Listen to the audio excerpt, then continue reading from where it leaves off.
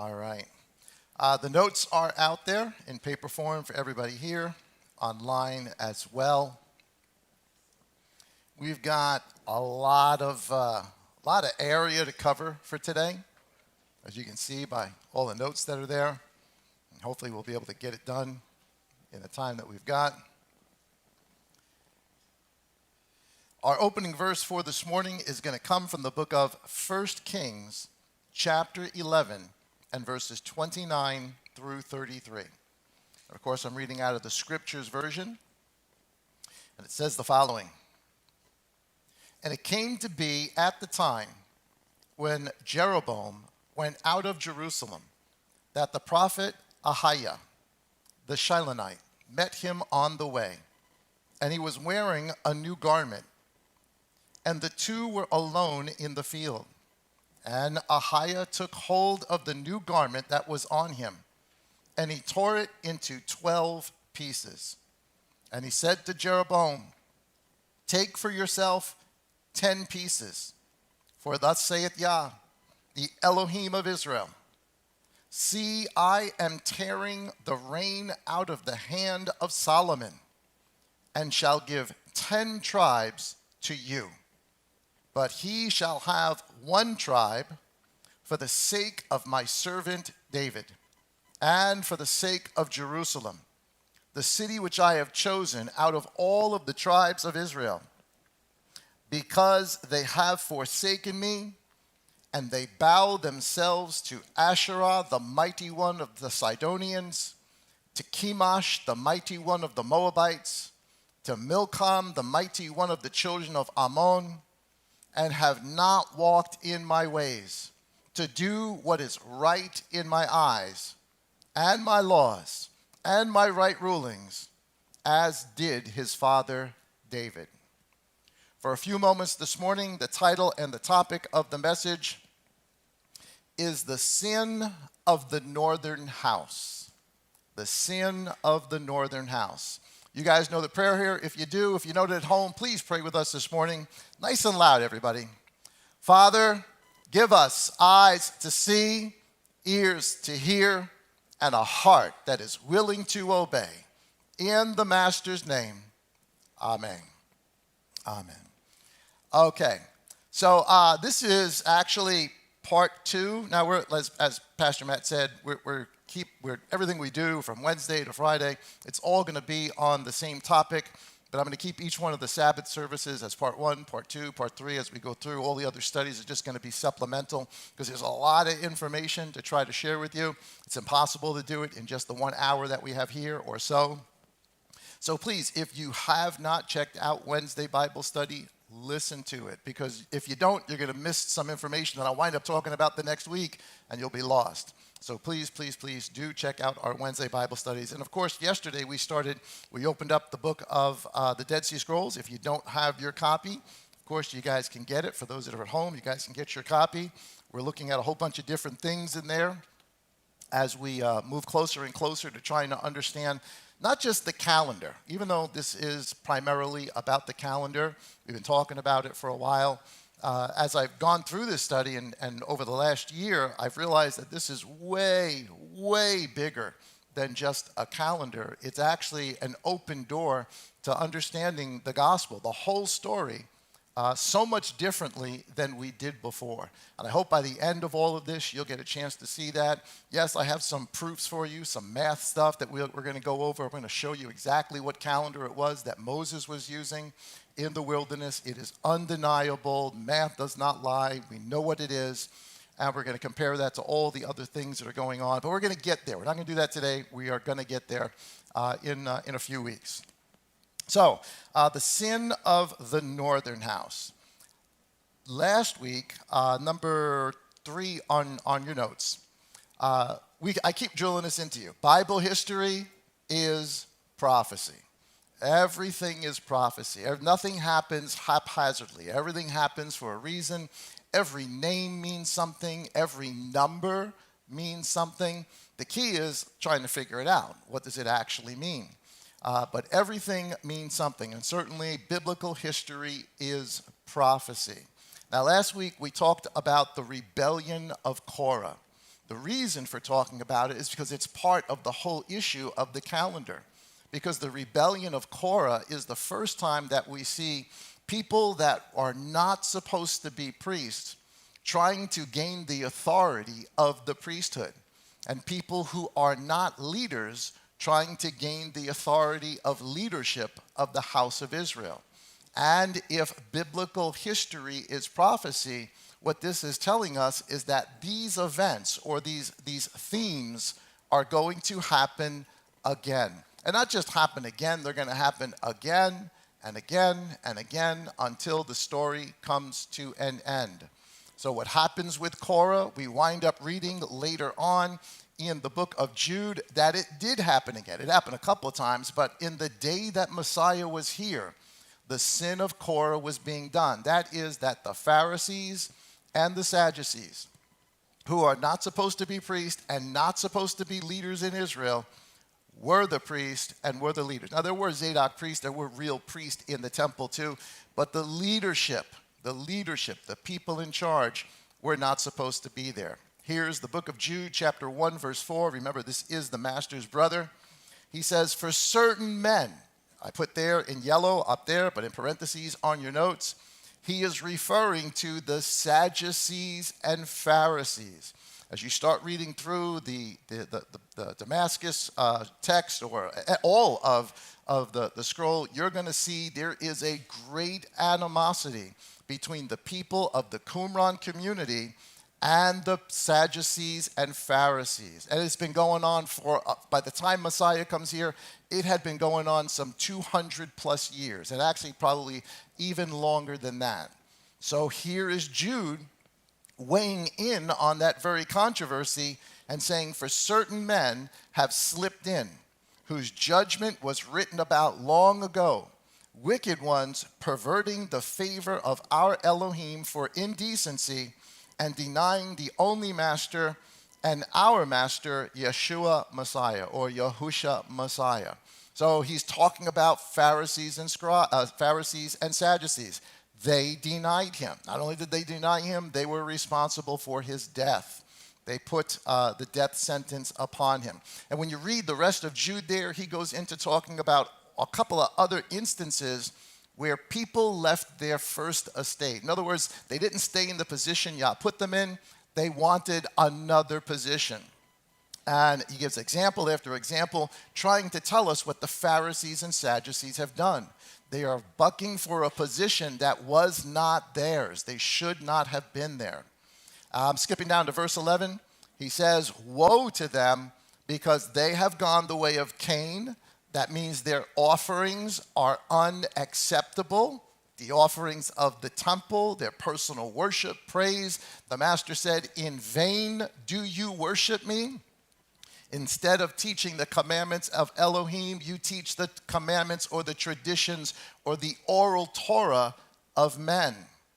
They've gone the way of Cain. Cain was a murderer. These people were murderers, not just of the Messiah, lots of other people before them, including Pharisees killing Sadducees and Sadducees killing Pharisees, and back and forth and back and forth and back and forth for a long time. And of course, both of them killing Zadok priests, the priest of the temple. They've gone the way of Cain, and they gave themselves over to the delusion of Balaam. They were about money, prestige, power, place. And they perished in the rebellion of Korah. Going back to what the message was last week, they sought authority that was not theirs to have. And of course, here is Jude telling us that very, very thing. Now, on Wednesday Bible study, we talked about the lineage from Aaron to Eleazar, from Eleazar to Phinehas, from Phinehas to Zadok, from Zadok to Zechariah, from Zechariah to Yochanan, or John the Immerser, or John the Baptist. And we followed that entire lineage across, that they are the descendants of Zadok. They are true priests. John is or was the high priest recognized by El to baptize or immerse or mikvah the Messiah. Think about it. The Messiah comes. If he is the Messiah and he's coming to his temple, who should have baptized him if everything was going correct? the high priest in the temple. But he didn't go to the high priest in the temple. He went to John from the wilderness. And it's not just the wilderness, it's the word Aravah. We'll get into that just a little bit later. So here is Luke chapter 1 and verse 6. And they were both righteous. That is Zechariah and his wife Elizabeth. I had to think there for a second. And they were both righteous before Elohim, blamelessly walking in all the commandments and righteousness. He was a real priest, unlike the high priest who was in charge. Skipping down to verse 13, he has a vision, not a vision, he has a visitation inside the holy place, offering up incense. And the angel says to him, "Do not be afraid, Zechariah, for your prayer is heard, and your wife Elisheva shall bear you a son, and you shall call his name Yochanan." Very, very important. You want more info on that? Listen to Wednesday's Bible study, but a huge, huge topic as to why his name is called John. It's not by accident. Every name means something. Every place where something is done means something. Every number means something. Nothing is there arbitrarily. And so they name him John. So that's just a quick review as to where we are today. And now we open up in 1 Kings. So we talked about the rebellion of everybody in the wilderness under Korah. That was both houses together. There was no such thing as two houses then. But now we are at the point in history, at the point of the record here, where the house of Israel, that is the northern kingdom, and the house of Judah, the southern kingdom, are about to split. King David has already died. Solomon has become king. His kingdom is almost over. He's about to die. Solomon, while he built the temple, which is exactly what Yah wanted him to do, the people who are running the temple is the priest Zadok, the first one. He's running the temple. He's doing the calendar. He's running the feast days. He's doing the ceremonies. He's running the entire show in the temple at the time of this story. But Solomon also did some really, really bad things as well, as you know. I'm not going to get into it. You guys, I'm sure, know the story.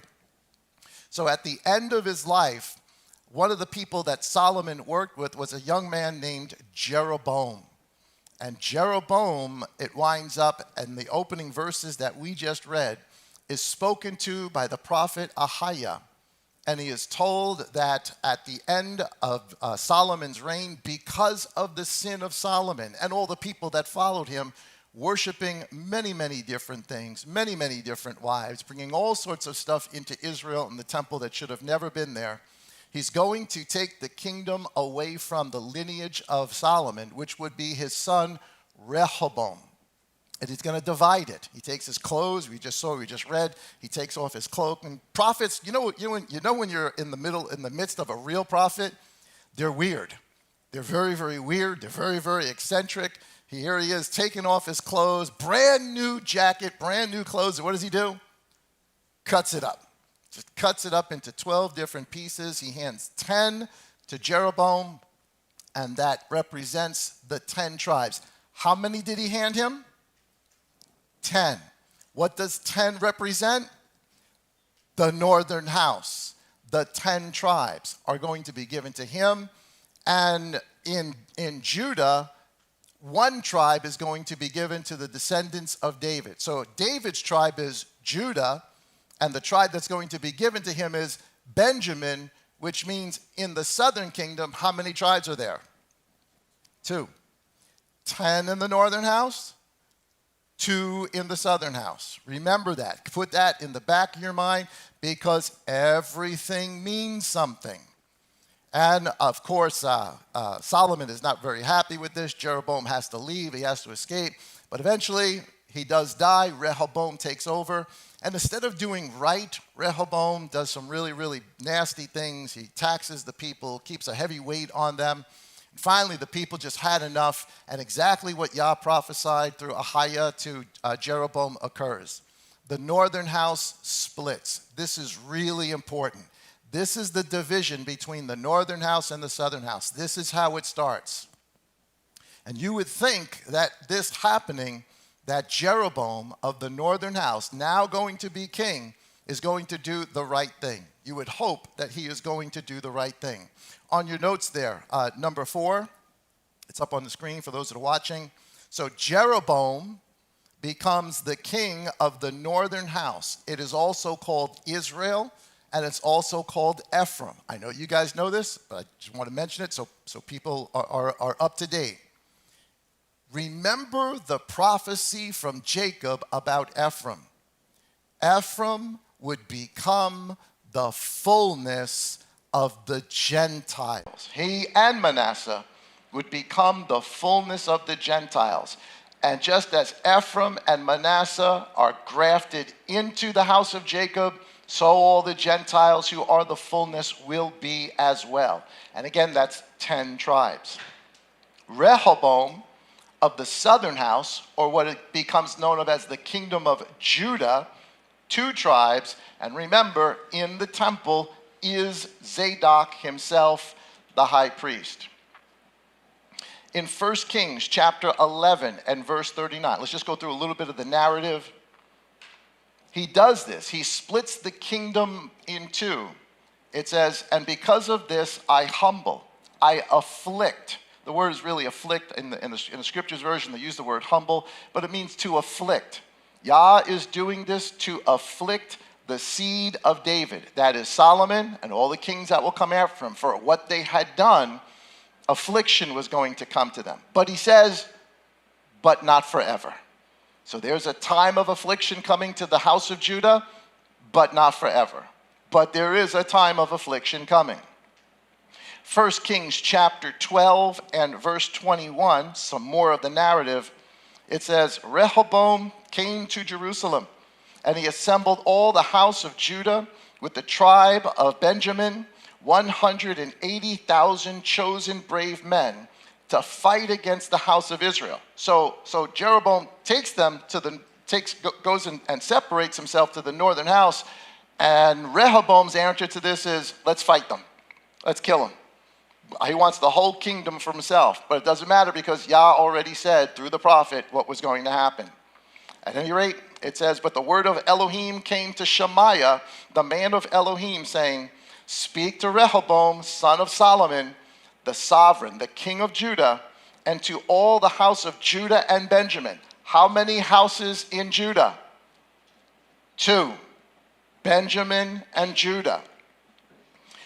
Speak to the house of Judah and Benjamin, and to the rest of the people, saying, thus says Yah, do not go up or fight against your brothers, the children of Israel.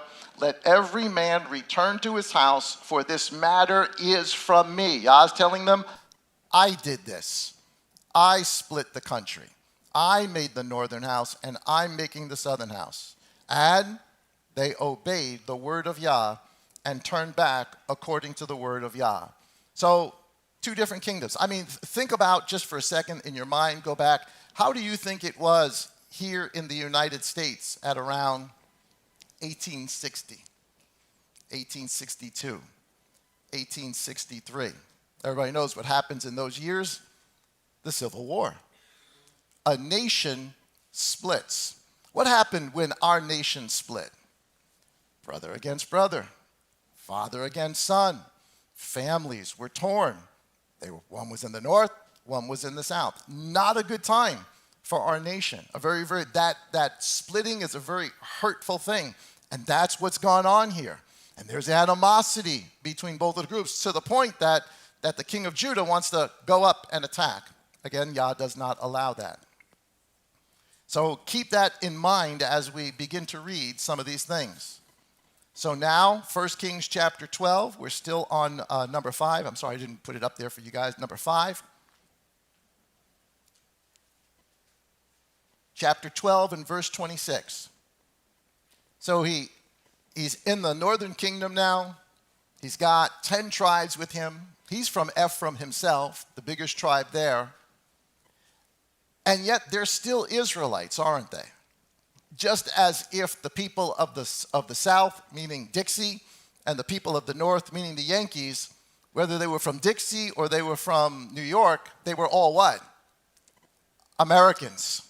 Americans fighting Americans. So even though they were separated, they were all Israelites of the northern kingdom. And the entire worship practice of the entire kingdom was centered around the city of Jerusalem, where, of course, Zadok is the priest. And every spring there was Passover, and then there was first fruits, and every summer there was Shavuot, and every fall there was trumpets, and of course, Yom Kippur, and then the Feast of Tabernacles as a cycle year after year after year. So now Jeroboam is now king, and listen to what happens. Verse 26, and Jeroboam said in his heart, now the reign shall return to the house of David. If these people go up to do slaughtering, that is to bring sacrifice, into the house of Yah at Jerusalem, then the heart of this people shall turn back to their master Rehoboam, king of Judah, and they shall kill me. Now I put the Pt.2 in there because think about what he's saying here. So I've got all these people, what I don't want them to do, because now he has what? Authority. And he doesn't want the people of the northern kingdom in the springtime, in midsummer, and then in fall to go make their pilgrimage to Jerusalem, because he's concerned if you go to Jerusalem, you guys might fall back in love with the southern kingdom, and then I have no authority anymore. It's always about authority.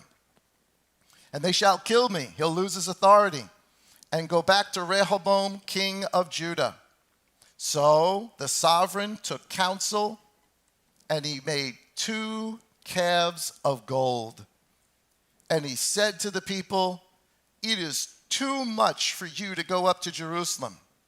See your mighty ones, O Israel, which brought you up from the land of Egypt. Now hold on just a second.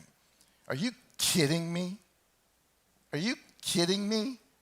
His answer to the dilemma of losing his authority over the people is to build a golden calf. Not just one golden calf, 2 golden calves. What happened the last time they built the golden calf? Nothing good. Nothing good happened the last time they did that. And I want you to realize something. He's not telling them to go and worship another god. He's telling them to worship Elohim through the golden calf. Idolatry can be one of 3 things. Idolatry can be you've got a little statue, a little icon, which represents some other god, and you keep it on you, or you keep it in your home, or you wear it around your neck, and you pray to that thing. That's your point of contact, to pray to something else besides the creator of heaven and earth. That is idolatry, no doubt. Idolatry is also when you attempt to pray to the God of creation, but you use some other symbol that he never gave us to use, and you use that as a point of contact. That is also idolatry. And there's one other form of idolatry that winds up being spoken to us in the Dead Sea Scrolls, and it's the idolatry of apostasy. Apostasy is when we come up with man-made doctrines that change what Yah's word is, but we are willing to die on that hill. We keep that doctrine no matter what. It becomes a god to us. That is apostasy.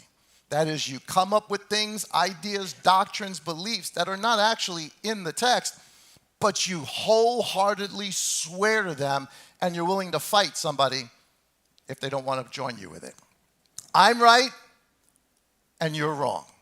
All of those things are idolatry. So here they are worshiping Yah. They just came out of Jerusalem. They just separated. So in their minds is still Passover and unleavened bread and first fruits and et cetera, et cetera, et cetera. It's still fresh in their minds. But now there's a golden calf that's going to be set up at Bethel in the southern part of the kingdom and at Dan in the northern part of the kingdom. Let's read on a little bit. It's too much for you to go up to Jerusalem. See your mighty one, O Israel, who brought you up from the land of Egypt. And he set one up in Bethel, and the other he put in Dan.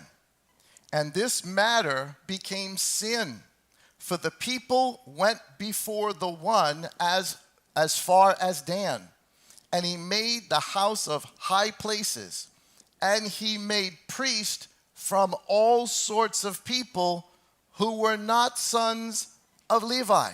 Wait a minute, he's doing the same exact thing that Korah wanted to do. He's repeating the sin of Korah. And it's not, and even with Korah, at least Korah was a Levite. These aren't even Levites. He's picking just normal people from whatever tribe it is, and poof, you're a priest. And poof, you're a priest. And poof, you're a priest. And now you're going to serve the people in the northern, and Dan in the north, and in Bethel in the south, and they're going to build all sorts of high places in between. They are going down a slippery slope. They're worshiping Yah through all of these other things, but that quickly leads to other idolatry that is worshiping other things that are not him as well. Neither one is good. Neither one is good. And he made the high places, and he made priests from all sorts of people who were not the sons of Levi. Remember, they put the plaque. They took all the shovels from everybody that got burnt up with their incense, and that plaque was supposed to be a memorial that nobody who could ever serve in the priesthood who is not a son of Aaron. That was supposed to be a memorial for when? Forever. And here we are, not forever later, and they're breaking it already. Jeroboam is walking down a really, really bad path. But Bible history is Bible prophecy. So if Korah is history and it becomes prophecy, what's happening here to the northern house is giving us information of what's going to happen to Ephraim or the northern house when? In the future. Because Bible history is Bible prophecy. He sets priests up to worship. Now, the whole idea of the priest was not just to lead worship, but to give instruction, to teach the Torah, but also to set the calendar. It was the priest who set the calendar. The priest would watch each time at the point of the year when the sun was either at a solstice or an equinox, and they knew that was the beginning of the next phase of the seasons. They would watch for that. That was the priest's job to do, and so the calendar would be set according to those things. Now he's got people in charge that aren't even priests. So what's going to wind up happening? Aside from pagan worship, aside from idolatry, aside from twisting the scripture, because they're not Levites to teach the Torah, what else is going to wind up getting messed up? Without even going forward and reading the notes, the next thing, just in your mind, what's the next thing they're going to do? They're going to mess up the calendar. They're going to mess up the calendar. That's the progression. Number 6 on your notes. Guess what they did? They changed the calendar. They changed the calendar. Here's 1 Kings chapter 12, verse 32. It says, and Jeroboam performed a festival on the 15th day of the 8th month, like the festival that was in Judah. And he offered on the slaughter place. So back up here a second. Wait. So everybody knows what festival is there around that time. Well, it's the festival of the 7th month. You've got trumpets, you've got Day of Atonement, but that's not when everybody comes. The festival everybody comes for would be Tabernacles. And instead of celebrating in the northern house the way they would have in Judah, not only does he not want his people to go back and listen to those priests for just in case he loses them, they actually change the date. They come up with their own Moedim, their own festivals, that in their mind, they're still worshiping who? The God of Abraham, Isaac, and Jacob. But they're doing it on a totally different calendar, in a totally different way. Why? Because of authority, because he doesn't want to lose his authority. So it's on the 15th day of the 8th month, It's like the festival that was in Judah. There's elements to it that seem familiar, but that doesn't make it the same thing, does it? Can we just make up Moedim, make up feast days? No, of course not. They're not our feast days. They are his feast days. It tells us that over and over and over. These are my feast days, my appointed times, my time appointed to gather with you. And the crazy thing, and the thing that we need to remember, and the thing that certainly comes out of the Dead Sea Scrolls is the people of Qumran, the priest, even in Jerusalem at this time, they realized that they had to do things on a certain day, not just because that was the day. They did it on that day because not only were they celebrating Passover on the beginning Passover on the 14th to the 15th day of the first month, so is heaven. So is heaven. And if I'm doing it on the same day of heaven, two of us are in agreement. And who's in the presence? Who's there? Angels, the presence of Yah. And so when they did Shavuot, not only were they celebrating Shavuot on earth, but Shavuot was being celebrated there. And two were in agreement. And of course, tabernacles as well. And every Shabbat. Not only are we celebrating Shabbat now, heaven is celebrating Shabbat. There is a cyclical thing going on always, and we are the mirror image of what's going on up there. So what happens if we get out of sync? Well, then we may gather together and change Shabbat and make it a different day, and you can worship Yah on any day you want. You can worship Yah every day. You should worship Yah every day. But if you change the Shabbat, you don't do the Sabbath, and you pick another day, the day you're doing it, what are you not? You're not in agreement together as touching. You're not in sync. And that's what begins to go on here. Number 6 on your notes. Did I read all of that? Yeah, the 15th day. And he performed a festival for the children of Israel, and he offered the slaughtering on the slaughter place of burnt incense. So what they wind up doing is they're starting off using some symbol, the calf, not a good one, obviously, it has other meanings to it, but they're calling it Yah. But the progression is, once we start down a bad road, what normally happens? Once you start doing wrong, what normally happens? Things get worse. What happens when you start lying? You tell one lie. Well, then you got to sort of cover that up normally with another one, and another one, and another one. A little bit of leaven leavens the whole lump. Well, they just let a whole lump of leaven into their lives, so what do you think is going to happen? They're going to go down that slippery road of idolatry. And it's not even going to be about the wrong day anymore. It's going to be about the wrong El. They're going to invite all sorts of things. And what they're going to wind up doing ultimately is they're going to wind up mixing worship. They're going to wind up in the history of the north. We're just talking about the northern house right now. The northern house is going to wind up taking the things of the gods around them, in particular the Baals, the Ashtaroth, and they're going to mix them with the things of Yah.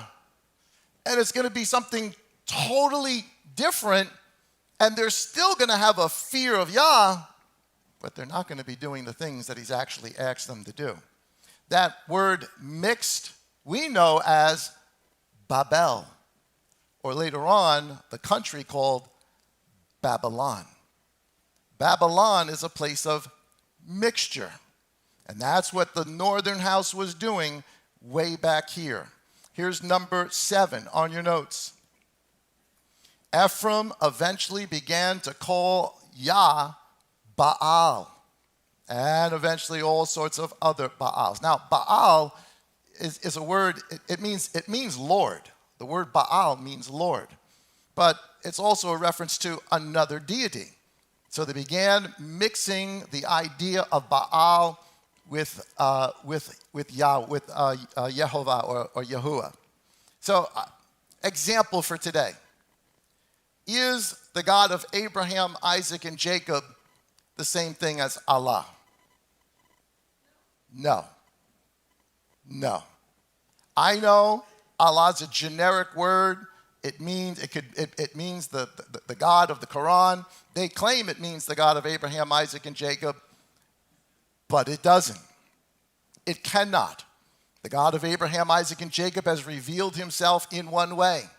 To change that, to make him something else, is to make it either a golden calf or just idolatry. And when you learn the history of where that actually comes from, there's just nothing good about it. But we'll talk about that another day. So if they're calling him Baal, this is a problem. Here is the book of Hosea, which is about the northern house being scattered, put into exile because of all the stuff that they did. Listen to what it says in Hosea chapter 2 and verse 10. He says, "And now I shall uncover her shame before the eyes of all her lovers," meaning the northern house, Ephraim, "and no one shall deliver her from my hand. And I shall cause all her rejoicing, her festivals, her new moons, her Sabbaths, and all her appointed times to cease." She's still doing those things. She may not be doing them on the right day, but she's still doing those things.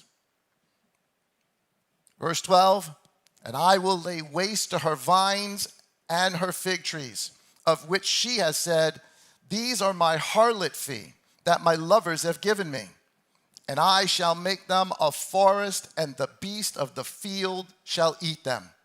And I shall punish her for the days of the Baals," or Baal, or Baal, "to which she burned incense and adorned herself with rings and jewelry, and went after her lovers and forgot me." So by this time in history, she's just turned to Baal worship, but she's also mixing it with this concept of who Yah is. In the future, the book of Hosea, same chapter, verse 16, he says there's going to be a restoration to the northern house. Even though they're doing this, they're in harlotry, one day he's going to restore them. And listen to what the restoration is in verse 16. "And it shall be in that day, declares Yah, that you call me my husband, and no longer call me my Baal. And I shall remove the names of the Baals from her mouth, and they shall no more be remembered by their name." This starts with Jeroboam. It starts with Jeroboam, and it just gets worse and worse and worse and worse and worse until finally God's going to give them over to Assyria, and they're going to get scattered into the Assyrian country and eventually amongst all of the nations. And it's all about Baal. So, if you're Elohim, and you see that the northern house, your intention was to give Jeroboam the 10 tribes and to bless him. You're looking for faithfulness from him, but it doesn't happen. And that little leaven just keeps getting bigger and bigger and bigger and bigger and bigger. What do? Well, you try to restore them. You try to call them back. You know what you actually do? You send them Elijah. You send them Elijah. Why? Well, Elijah's the prophet that's going to try to bring restoration to the northern kingdom. Now, there's a lot to the story of Elijah. We don't have time to get all into it for today. But to know this, he calls Elijah specifically to deal with King Ahab, Jezebel, all of the prophets of Baal, and all of the priests or all of the believers there were beforehand that had been killed by Jezebel. And he's going to find out in a minute that even though that's going on, even though the northern house had gone so far, Yah always keeps a remnant. He always keeps a small group of people who didn't bow the knee to Baal. So here is number 8 on your notes. How does Yah restore all things? He restores them through Elijah.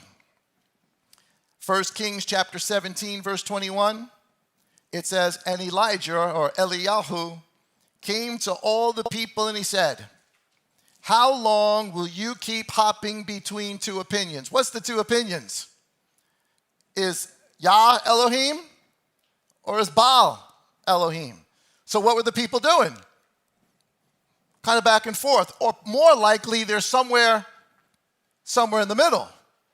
Yeah, I'll do this because everybody else is doing it, but I still have this reverence for God in my heart. Just because you have a reverence for God, just because you have a knowledge of God, does that make you right with Elohim? Not at all. Lots of people have knowledge of God. Knowledge of God is not the issue. The demons know that there's a God. That's what the New Testament, what James tells us. The demons know there's a God, and they tremble. Having knowledge of him, knowing that he is there, is not enough. So he tells them, how long were you hopping between two opinions? If Yah is Elohim, follow him. And if Baal, fine, follow him. But the people answered him not a word. They didn't want to make a decision about it. There's what's going on in the country all around us, what everybody is doing. And if you make a decision, what happens to you?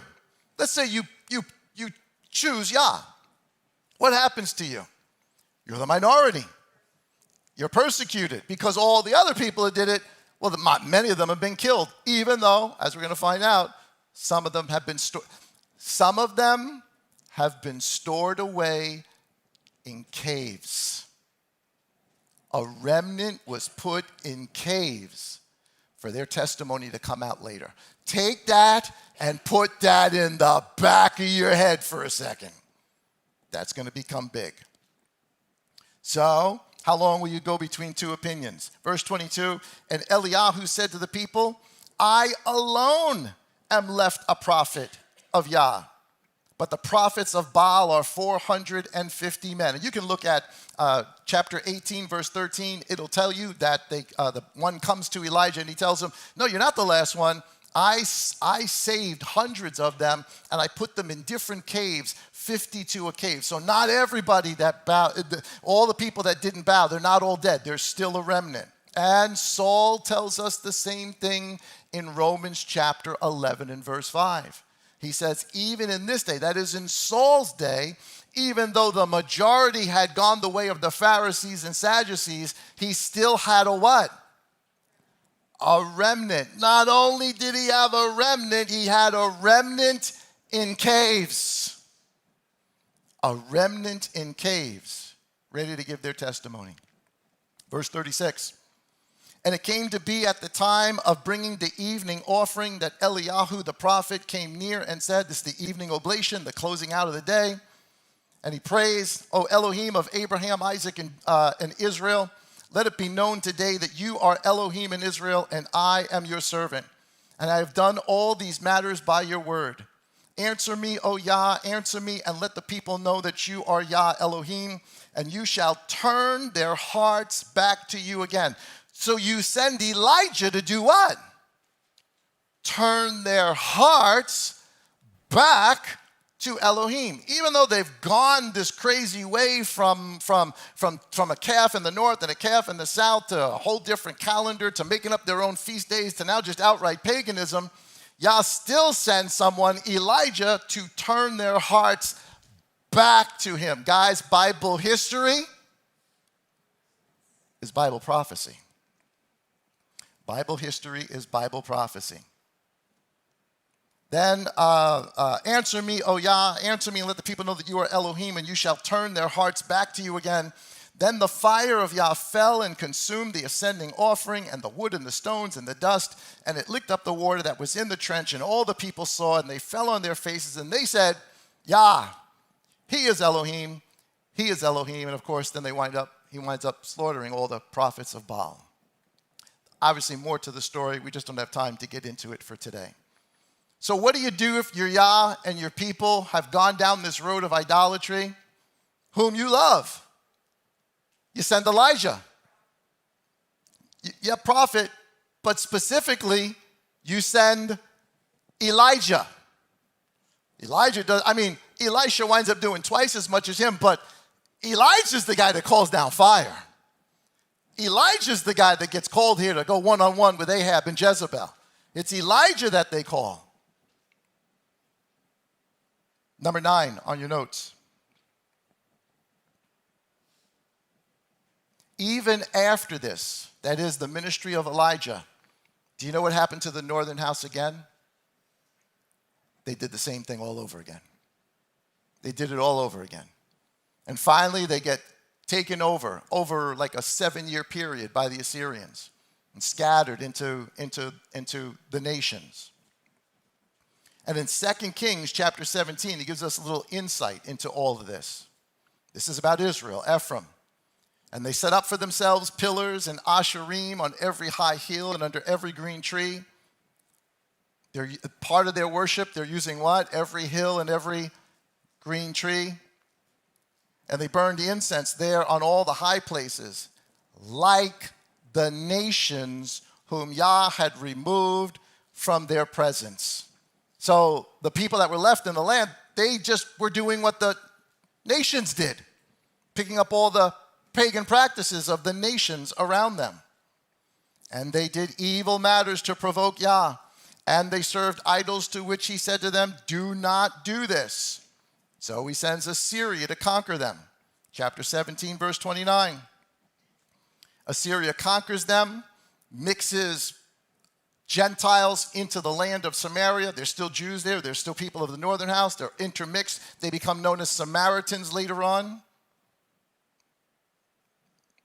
And the king of Assyria winds up sending one of the priests that he had exiled from Samaria back to Bethel because lions were attacking people, and he figures it's a curse on the land. Let's send back one of their priests. Maybe he'll know what to do.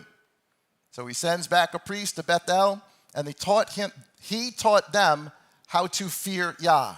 So we're talking about the people of the northern house. Many scattered away, some still there, mixed in with the pagans. And here's this priest trying to teach them what? How to fear Yah. But they have already begun taking on all the worship of the nations. Verse 29, but every nation was making mighty ones of its own, and he put them in the houses of the high places which was the Sumerians had made. Every nation, the Sumerians had made every nation in the cities where they dwelt. And the men of Babel made Sukkot, Benoth. The men of Cuth made Nergal. The men of Hamath made Ashima. The men of Avites made Nibaz and Tarak. And the Shepherites burned their children in the fire. Adramelech and Amalek, the mighty ones of Seraphim. Hold on a second. I don't know if you realize what we're just reading. What happened to the northern kingdom? It became the fullness of the Gentiles. These are all other nations and all the gods of the other nations that are being worshipped there. And the other people are being scattered all over Assyria and eventually all over the Middle East and all over the world. And yet, verse 32 says, they also feared Yah.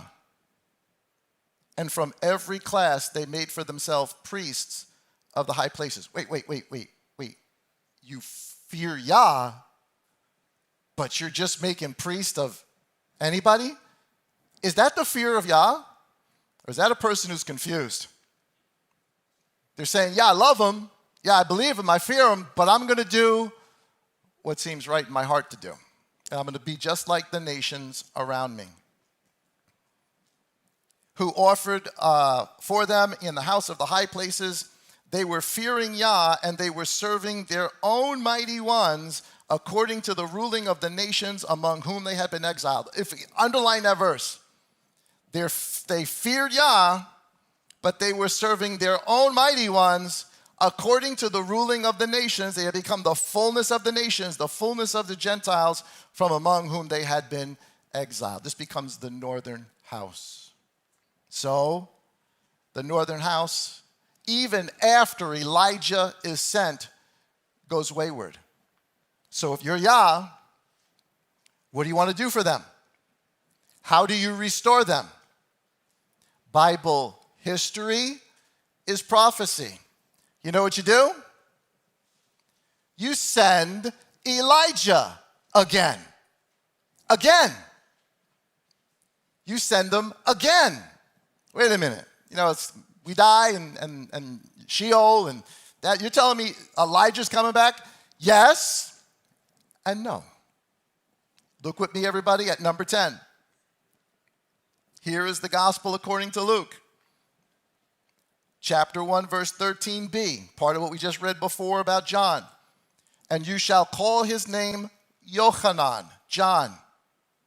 He will also go before him, that is before Yah, before the Master, in the spirit and power of Elijah, to turn the hearts of the fathers to the children and the disobedient to the wisdom of the just, to make ready a people prepared for Elohim, the Messiah. So you send Elijah to the northern house. The northern house is all messed up. They go back to doing what they're doing. We haven't even gotten into the whole Pharisee-Sadducee thing yet, how that came about, but the Pharisees and Sadducees are now in control. Judah's gone back to doing all the things that they used to do. They've gone back to the way of Korah. The northern house is all messed up. Both houses are messed up. So what do? You send Elijah to restore all things, to begin to make a people ready for. Where does Elijah come from, or where does John come from? He's part of a remnant that comes from the caves, just like the first time. Verse 80, so the child grew and became strong in spirit and was in the desert. That word is in Hebrew is Arava or Arabah. That is in the Qumran of the remnant of believers who are in the caves, who are not Pharisees, who are not Sadducees, but they do love Elohim and are the actual priests that have been kicked out some 100-something years before that, and are waiting in the desert for the day when the Mashiach would come, because they knew he was coming. Not only, guys, did they know when he was coming? I'll show you prophecies, not today, but another day. I'm going to show you some prophecies from the Dead Sea Scrolls. They knew the year he was coming. It wasn't by accident. They knew the year he was coming. That's crazy. Until the day of his manifestation. To who? To the north and the southern kingdom. Of course, we're talking about John the Immerser, John the Baptist. Matthew chapter 17, verse 10. And his taught ones asked him, saying, why then do the scribes say that Eliyahu, that is Elijah, has to come first? Well, what they're referring to, look at the verse right underneath that, it's Malachi chapter 4. They're referring to this. They're asking a question about the scribes, because this was the transfiguration. They just saw Moses, they just saw Elijah, and they just saw Messiah glorified. And so they're asking the question, wait a minute. The scribes say that Elijah is supposed to come first before the great and terrible day of Yah. So if Elijah is still to come, how many times does Elijah come? 3. He comes at Mount Carmel. He comes in John the Baptist, and listen to what he says. So here's the verse that they're talking about, Malachi 4, verse 4. It says, remember the Torah of Moses, my servant, which I commanded him in Horeb for all Israel, laws and right rulings. See, I am sending you Elijah, the prophet, before the coming of the great and awesome day of Yah. What's the great and awesome day of Yah? When he comes, and horrific judgment comes with him. Before that happens, what is Father going to do? He is going to send Elijah. But, and he goes on, he shall turn the hearts of the fathers to the children and the hearts of the children to their fathers, lest I come and strike the earth with utter destruction, which he's going to do anyway. So they ask him, why do the scribes say that Elijah has to come first? And the Messiah answering, verse 11, he said to them, Eliyahu, Elijah, is indeed coming, meaning he's coming in the future. He's coming in the future. Everybody with me? This is the master's words. He's saying, yes, in this particular thing, the scribes are correct. Eliyahu is coming in the future. Indeed, Eliyahu is indeed coming again from the caves in the desert, first before the day of Yah. And when that happens, he shall restore all of apostate northern house and apostate southern house, Judah. But I say to you that Eliyahu has already come. And they, apostate Judah, did not recognize him, but did to him whatever they wished. In this way, the son of Adam is also about to suffer by them. Then the taught ones understood that he had spoken to them about Yochanan the immerser, John the Baptist. So Elijah comes at Mount Carmel. John the Baptist comes in the spirit and power of Elijah to do what? To do exactly what Elijah did the first time. Return the hearts of the fathers, the hearts of the children back to the fathers. Make up your mind. Who is El? Stop following these false things. Come back to the scripture. Come back to the Torah. Come back to the truth. John the Baptist comes on the scene. It's not Elijah reincarnated, but it is John in the spirit and power of Elijah doing what? The same thing. Calling both Samaria and Judea and pointing out the Messiah. So this is the second time Elijah's here, or the spirit of Elijah. So we say Elijah was here. Was he technically, physically here? No, it was John, but everything John said, everything he did was from the spirit of Elijah. And again, where does he come from? He comes from the desert, from the Qumran. He comes from the community. That's there. He comes from the priesthood. Look with me at number 11.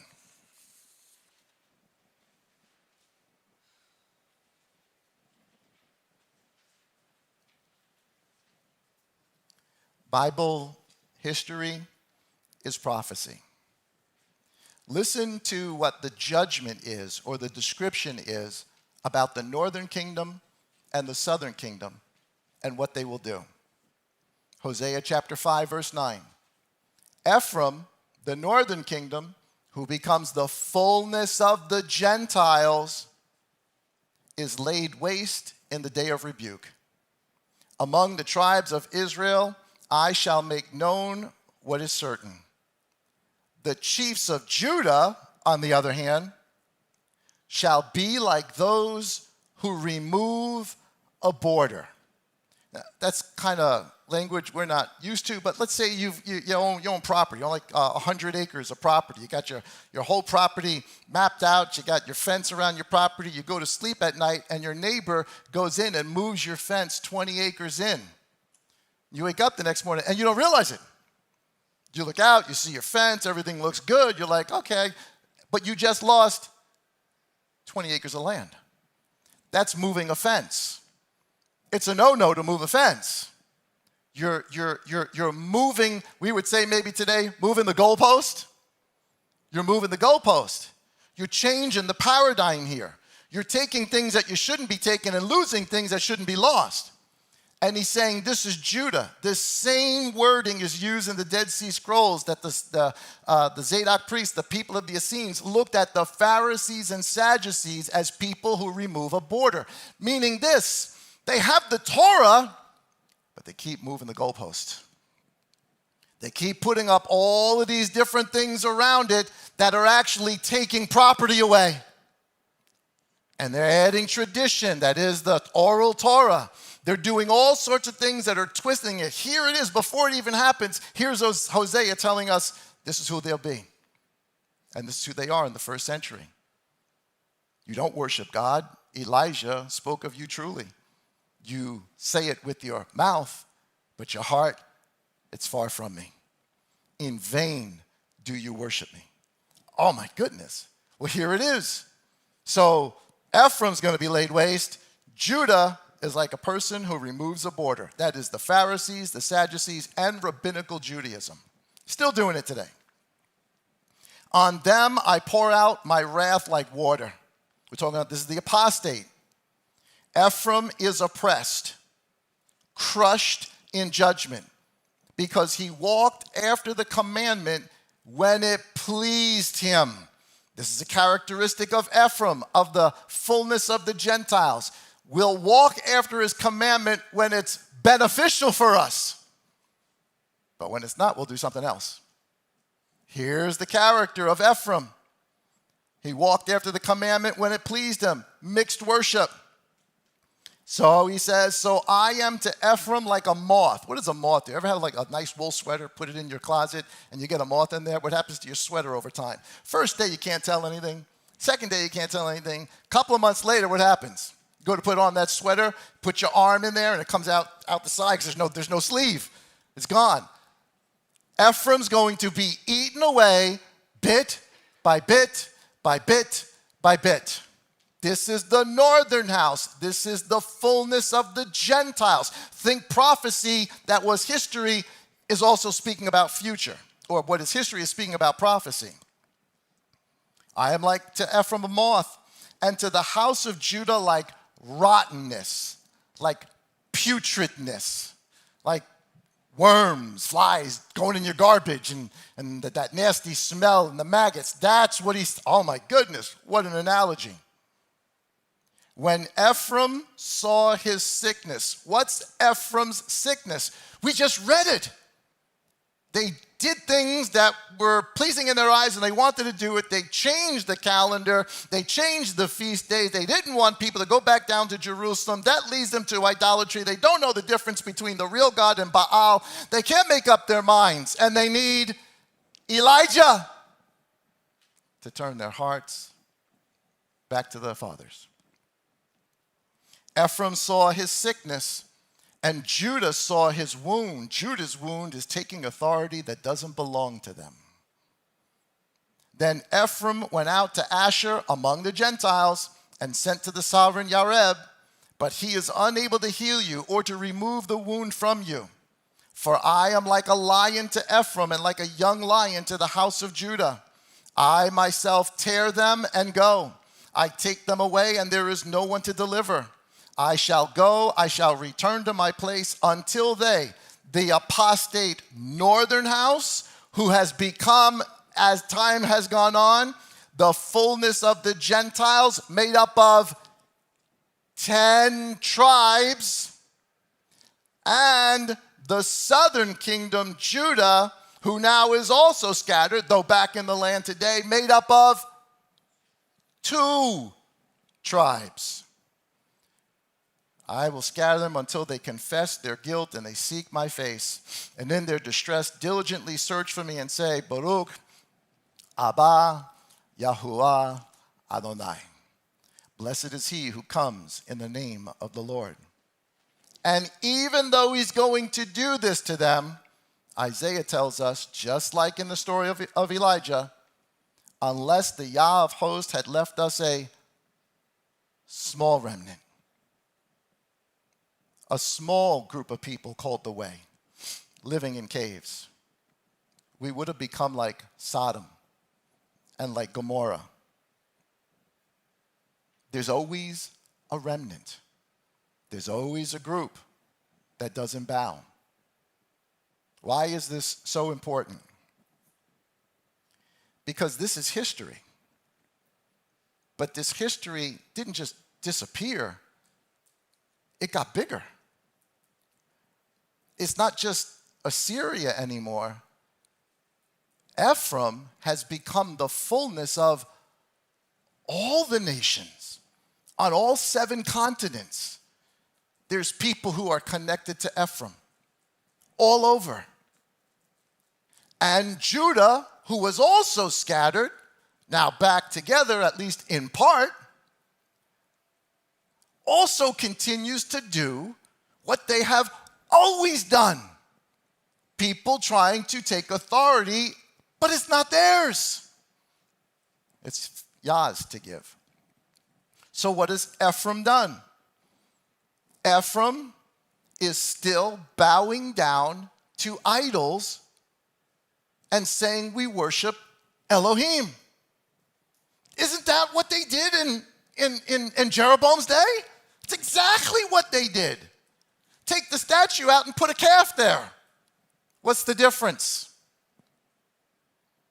Or we make up our own Moedim. And if we make up our own Moedim, what else do we have to have? Our own calendar. because it's not the Moedim of Elohim. And ultimately, we wind up mixing the things of Yah with the things of the pagan nations all around us. That's the top three pictures. Judah's done no better. Judah also is appointing people to priesthood where there's no proof there's Zadok. There's no concept of that. The Zadoks actually knew the temple was going to be destroyed. If you listen to last night, there's a prophecy that they say 40 years after the teacher of righteousness dies, Israel will be destroyed. Guess what happened 40 years after Messiah died? Israel was destroyed. Deuteronomy 13, if a prophet says something's going to happen and it happens, bang, he's a prophet. If a prophet says something that's going to happen and it doesn't happen, then he's not a prophet. And Israel's doing the same thing, appointing people to priesthood. They may be Levites, maybe, possibly, but can all Levites be priests? Nope. Begin to make up their own Moedim. I know that looks like a menorah. It's not. That's a Hanukkah. A menorah has 7 candlesticks. It's a 7-branched candlestick. Is there any instruction that Yah gave them to make an 8-branch candlestick with the center? It's a different Moedim. And you're going to find out it's based on a different calendar. And then, looking for Messiah in places and in people that are not Messiah. And we can put the Kabbalah in there and all the other things. Judah hasn't changed, but neither has Ephraim. But there's always what? A remnant. Many are called, few are chosen. Wide is the road, and many there are that go that way. When he's saying that, what's the road? Phariseeism, Sadduceeism, or the Samaritans. Many go that way. Narrow is the road, difficult is the way, and few, a remnant, there are who find it. Bible history is prophecy. Now, I want to show you something. I just want you to think about this for a second. It'll blow your mind. History is prophecy. I showed you something from Revelation last week. Here's Revelation chapter 13, the coming of the beast made of a lion and a bear and a leopard, which, when you go back to Daniel, are all the symbols of the nations. The nations.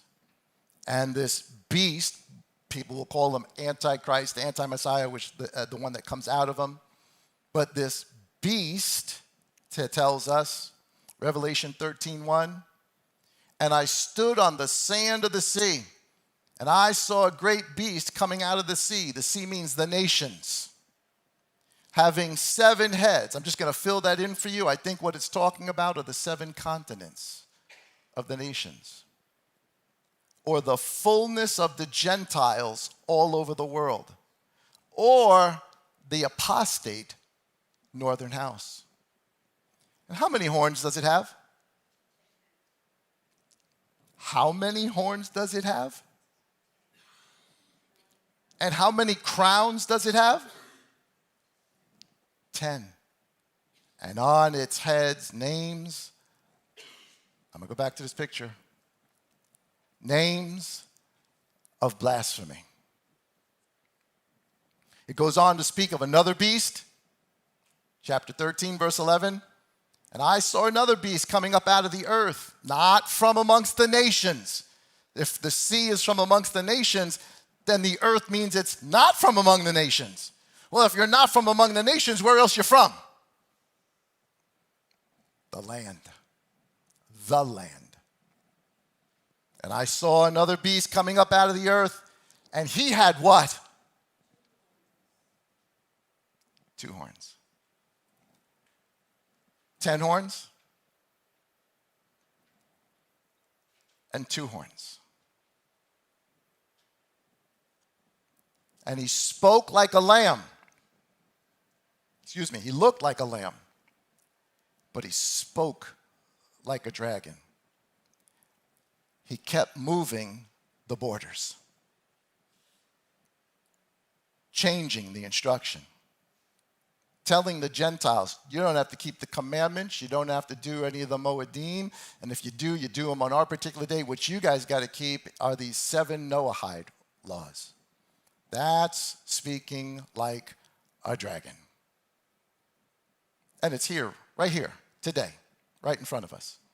All of a sudden, you begin to look at it in those eyes, and oh my goodness, this is a very different story than we thought. So if the northern house, or a large portion of it, has become apostate, that is, guys, are we stuck on doctrines? Even today, as believers, how many, we've all sort of been through the cycle of whatever congregation or church you're in. How many churches despise another denomination? They're willing to die on their doctrine. They all say, okay, we need Messiah, we love Messiah, he died, he rose again. There may be Christmas, there may be Easter, maybe all those things. But if you're Baptist, man, don't mess with those crazy Pentecostals. If you're Pentecostal, stay away from those charismatics. Oh my goodness, if you're Lutheran, you better stay away from them Catholics. They're building doctrines and they're dying on them. That's idolatry, according to the Zadok priest in the Dead Sea Scrolls. Apostasy is a form of idolatry. Guys, we don't know everything. There's a lot we don't know. The sooner we admit we don't know, the better off we are. And we ask Yah to give us enlightenment, help us to know, help us to understand, and be willing to be wrong. How many of you have been wrong? I better see every hand in this place go up on that one. We've all been, some people are raising 2 hands, a foot. Yeah, we've all been wrong. Lots and lots and lots of times. But the closer we get, if we are living in an apostate world around us that has moved, that has done exactly what Jeroboam did to the northern house as it started, if history is prophecy, what is Yah going to do before? So when does John come? When it says he comes before the master, he came like maybe months ahead of him. They were born 6 months apart. He came just before Messiah comes. Behold, the Lamb of Elohim. And now we're told he's going to come again in the spirit of Elijah, and he's going to come just before the great and terrible day of Yah. So if he's coming before the great and terrible day of Yah, that's what you do when the northern house and the southern house has become apostate. You send them Elijah. Beloved, Elijah is here. He has come. I'm not saying there's a guy out there named Elijah. I'm saying the spirit of Elijah is on men all over the 7 continents. Not everybody, a remnant. And we're getting a witness out of some caves from a remnant that are starting to tell us the entire story. And we are being called back to our forefathers, Abraham, Isaac, and Jacob. And we are remembering the Torah and turning our hearts towards it. And Yah is beginning to restore all things. Here's Acts chapter 3, verse 17. And now, brothers, I know that you did it in ignorance, as your rulers did too. But this is how Elohim has filled what he has announced beforehand through the mouth of all the prophets, that his Messiah was to suffer.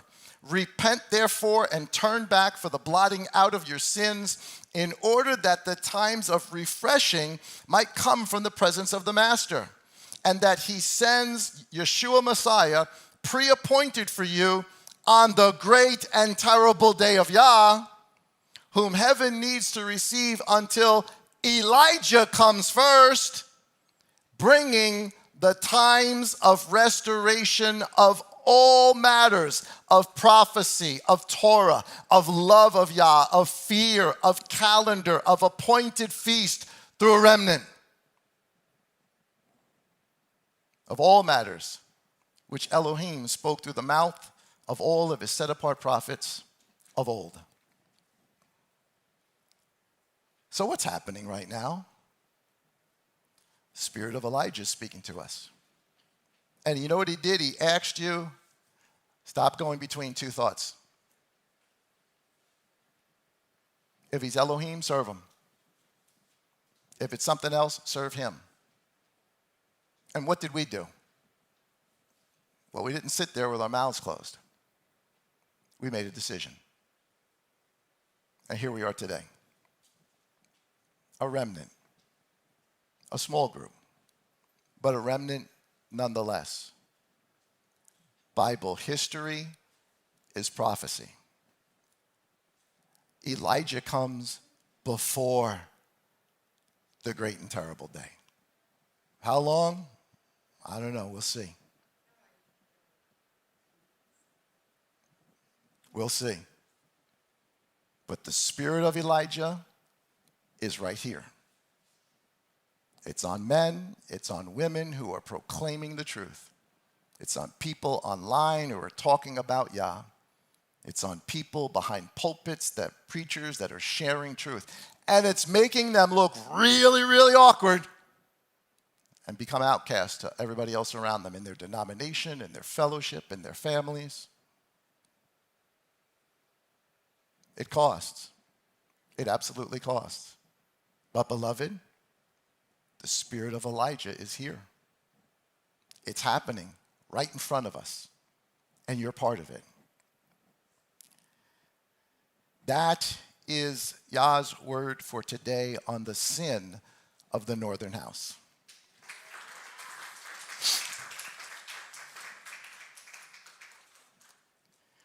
What crazy analogies, huh? Heavy. Very, very heavy.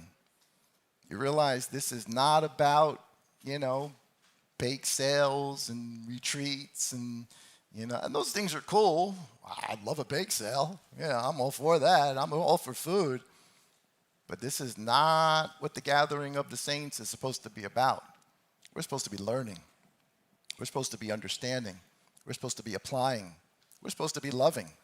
We're supposed to be fearful.